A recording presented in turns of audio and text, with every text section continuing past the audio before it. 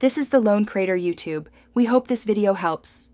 In this video, I will explain how to fix key system error Nissan Sentra easy method. Start by testing the key fob battery and swapping in a fresh battery if needed, then try a spare key to isolate the fault. Next, inspect the ignition slot and key for dirt or damage and clean with compressed air and a soft brush. If the error remains, follow the reprogramming and fuse checks I describe next. To reprogram and reset the system, begin with a safe battery disconnect and then reconnect to clear transient faults, which often resolves the key error.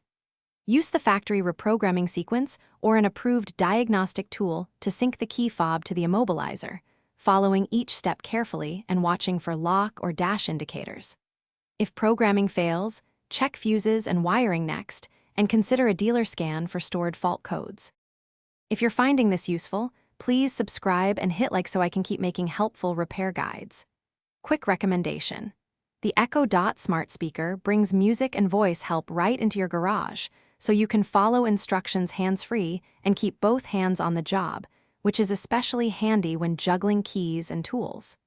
Check the description for the link and other deals. Now let's get back to the video. Inspecting fuses and wiring often reveals hidden causes, so pull the relevant fuses and check for burns or corrosion, replacing any faulty ones with exact ratings.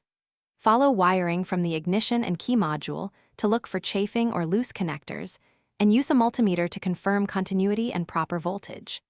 Repair or replace damaged connectors, then recheck the key system error. Many times, a simple wiring fix restores normal operation. Thanks for watching. Consider subscribing if we helped you.